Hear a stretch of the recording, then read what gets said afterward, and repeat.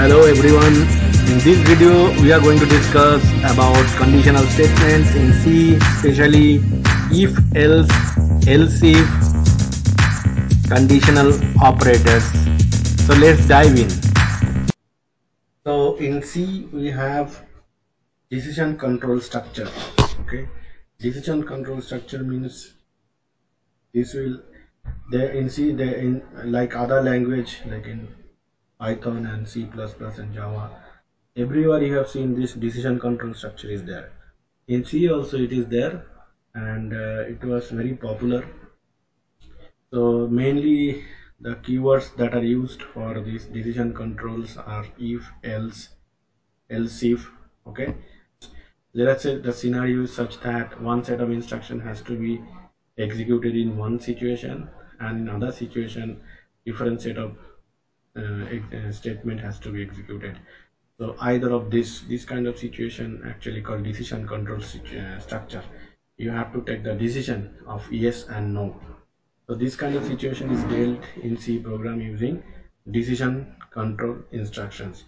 So you know that majorly in decision control structure in all programming language across we have this if keyword.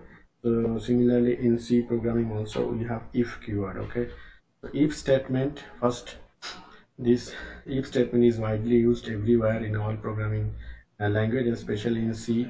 And then we have if else statement or if else structure. That means if condition is true then do this, otherwise if condition is false then run the else part. So that is called if else statement.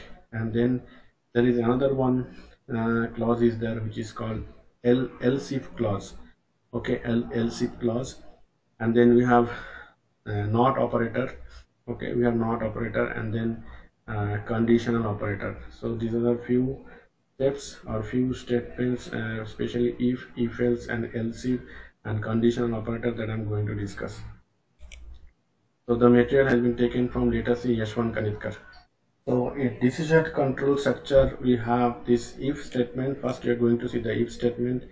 So if statement, within bracket you have this condition. If this condition is true then execute this statement. Okay, so execute the statement. Let me write execute the statement. So you can have multiple of statements in if here. Okay, and every statement will be ending with semicolon. If you meet the semicolon then you will get an error. But here you don't put semicolon, where here you should not put semicolon in the condition check. Okay, so this is its statement. Now let us do a simple program, one simple problem we are going to see. So you know that in C language every time you have to write this hash include stdio.h. This is the header file you have to write every time. Okay, and this one I can do this. Okay, this is the comment, so I should put like this. So hash include stdio.h, and then you have this main function as I mentioned earlier. Okay, and then you have this integer num, and then printf enter the number less than 10, and then I'm scanning the numbers. So scanf is nothing but a input function and printf is the output function. And here I'm going to check if the number is less than 10, then I'm writing something here. The number is less than 10. Okay, so you can also make it not equal to. So see, this is a very good example of if statement. So if statement check the condition. So here initially I'm declaring the number integer, and then this printf, and then here I'm scanning the number, and then if number is less than 10 then we can say that the number is less than 10. Okay, so let's run. First we have to compile the statement.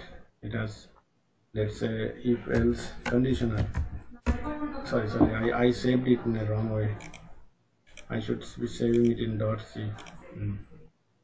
So conditional statement, there is no error, and then finally I can run this. Enter the number, let's say 5. So the number is less than 10, 5 is less than 10. If you want to print if you want to print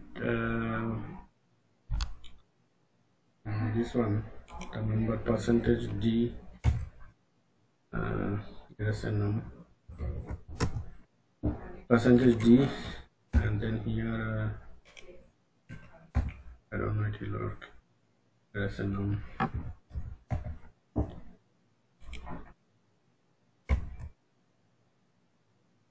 Okay, so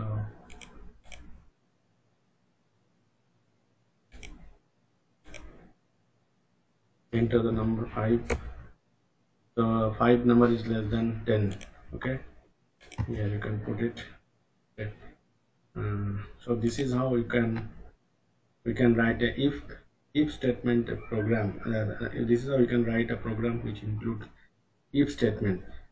So I hope it is clear. Let us go to the theory again.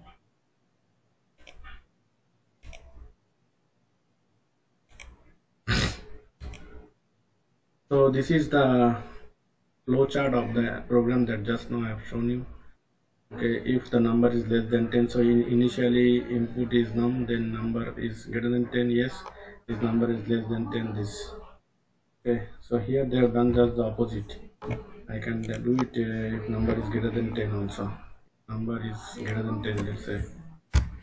Number is greater than 10, and then we are printing something. Okay, so that is also possible. Either greater than or less than should be there in the so let's say 9. So it's not printing anything, right? The number, if the number is greater than 10, the number, sorry, number is okay, fine. So this is printing. Okay, so this is there. Now the problem with this program is that if the number is greater than 10, here I have taken less than 10. If the number is greater than 10, then there is no contra part of it. That means there is no other part of if. If is false, then nothing is going to happen. Let us say that's what I want to show you, why we need the other part. So here enter the number. Let us say I am taking 11. In that case, nothing is getting printed, right? 11 is greater than 10. So this condition is false. Although this condition is false, nothing is there to print, because this if statement only will work for if it is true only. This part is true, then only it will do the remaining executable it will execute the statement that is just under the if statement. Okay, otherwise it is not going to that. So that means what? That means we are in need of accommodating another clause which is called else keyword. That else keyword has to be accommodated over here, so that if the if part becomes false, then else part could be executed. Okay, let's see.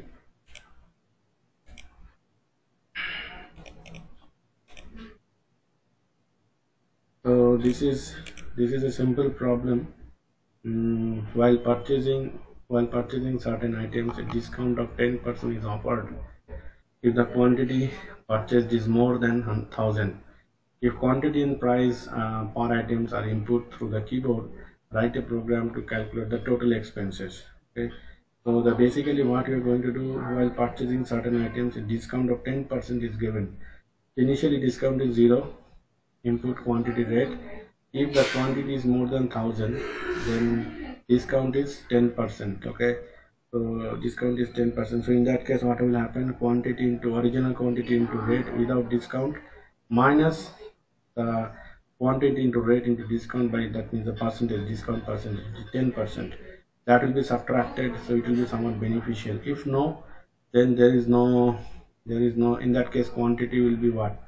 If quantity is less than 1,000, then there won't be any discount. The previous discount, that means 0 discount will be counted. So in that case, this part will be ignored. This will be executed, right? Only the rate and quantity, no discount. Because quantity discount has been initialized to 0. Quantity is, it is just a variable, integer variable. Okay, and then enter the quantity rate. So quantity and rate both are getting scanned. Remember that rate can be float. If quantity is greater than 1,000, then discount will be 10%. So in that case, this 10% will be calculated over here, right?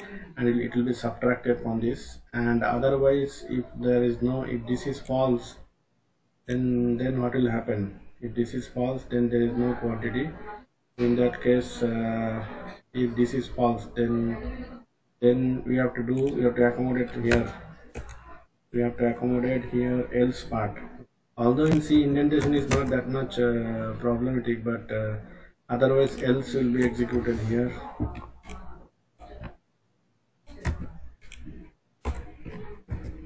Okay, so this bracket is not needed anyway. You can put bracket also, no issue. So here it is percentage F, which is floating numbers, and rate let's say 4.8. So total expense is this much, which is in float. Okay, total expense is this much. So you are getting some discount over here, but if you give let's say 500 items, and 500 items, and let's say rate is 5.0. in this case total expenses is this much. So obviously if you take the same input for both the cases with same rate for both the for 2000 quantity and 1000 quantity, you will get discount in case of 2000 quantity. So this is if else statement. Okay, more than this. Okay,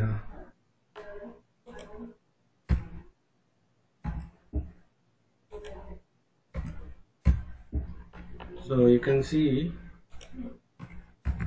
that there are some interesting expression. There are some interesting condition that you can have within the if statement, this bracket. So in this case, if it works, it will be working because this is 3. Although normally we expect that inside the if function, like there will be something like a greater than b, or b greater than c, or maybe a not equal to 0, something like that. But this kind of expression is also valid.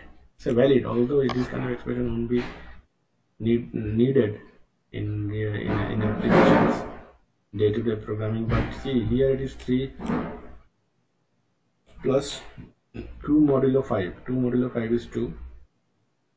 So 2 plus 3 plus 2 is 5. So 5 is normally a number. So that will be evaluated to 2. Okay, remember that will be evaluated to 2. So it will print this works, I suppose. So let me see. Okay, it's not working actually. Before if, what is that? Okay, so here I have to write main and this one.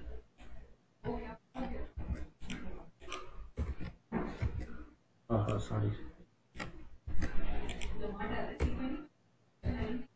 So this kind of expression also sometimes interesting, because here in between the if normally we used to check condition, but this is also valid condition. Actually it's a true, always true condition, because this is 3 and 2 modulo 5 is nothing but 2. So 2 plus 3 equal to 5. So 5 is a number.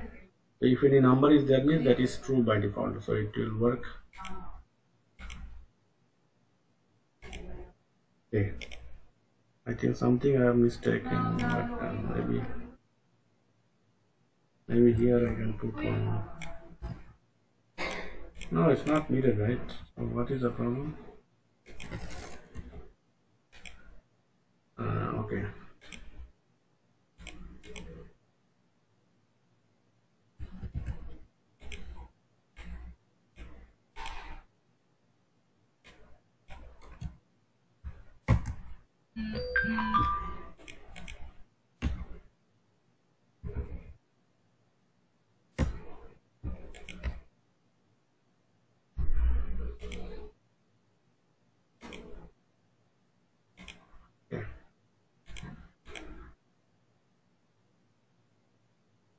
I return one its status.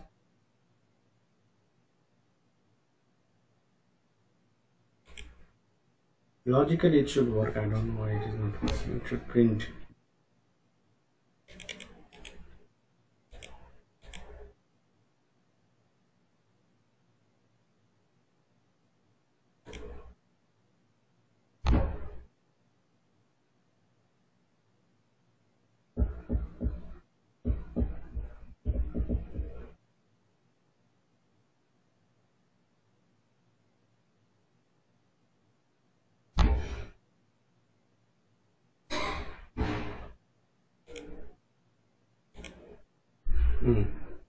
is the other one?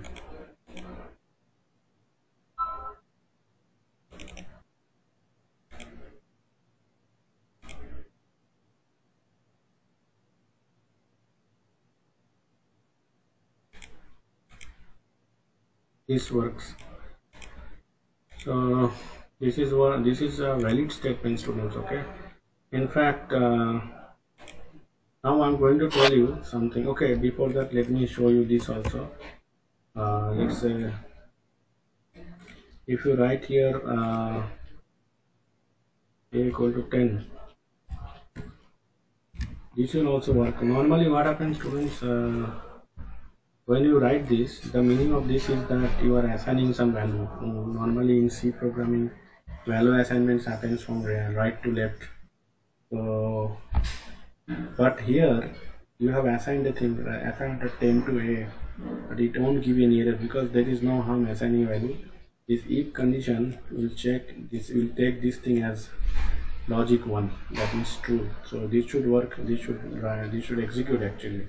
If statement will be true. You see, A undeclared. Okay, fine. So here I can declare A. Okay.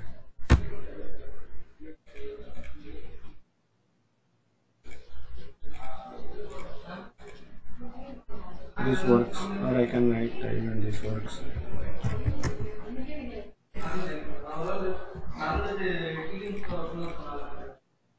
Sorry.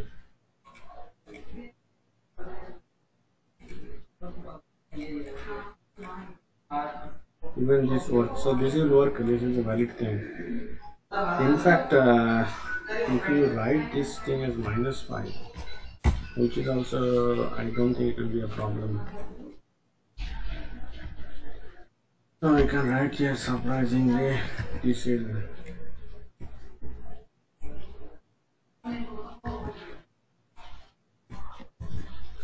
okay, students. So you see, -5 is not a problem here. -5 is just a number, which is negative number, right? So it won't be a problem. So you see,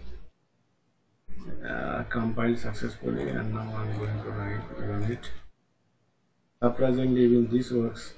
So these are some if statement, some interesting observations. Okay. Now, so this is a negation operator, you can call it. Okay, negation operator. So this not operator is often used to reverse the logical value of the single variable. Okay. So here you can see.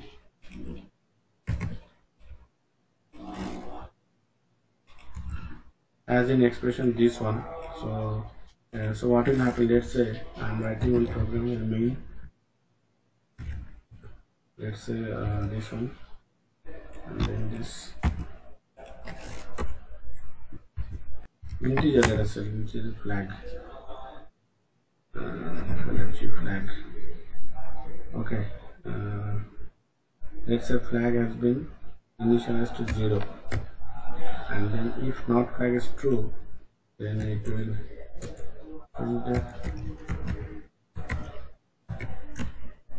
Hello.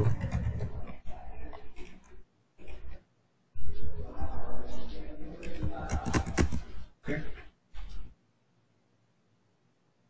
This is 0. When it will become not flag, it should be 1. So 1 means logic 1 means is true. So hello should be printed. I don't know what it is. Okay. So main.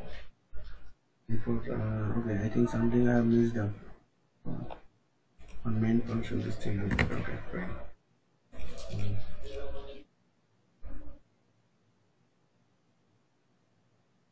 Oh, sorry. Here I'm missing a lot of things. Okay. So hello has been displayed. Okay. Hello. So this operator is called not operator.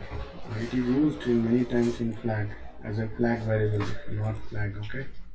So here before that I have initialized this value, flag value as 0. So inside the if condition it becomes 1, because not 1 means what?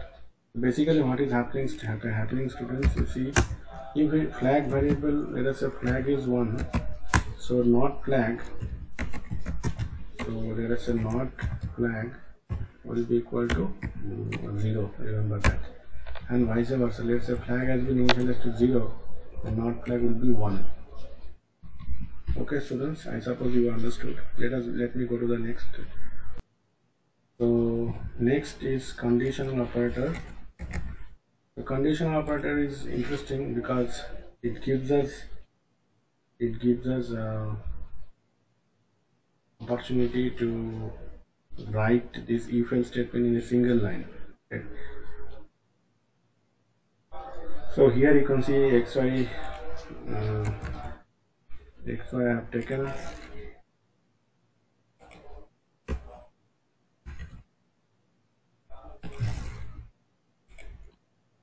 So xy is the integer, and then this is I'm scanning the value of x.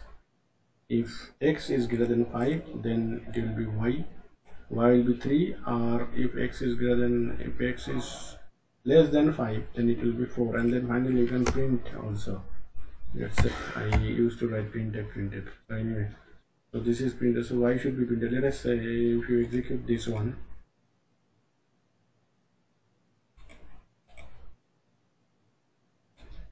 okay, let's say value of x is 6. Okay, so 6 means it is greater than 5. So if it is greater than 5, then this part will be executed. Remember, so if x is greater than 5, if x is greater than 5, then this part will be executed. If x is less than 5, then this will be executed. Okay, so here I have taken 6. So 6 means x is greater than 5, so 3 should be printed. Let us see. Sorry.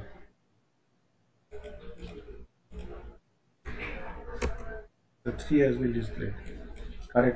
Correctly displayed 3.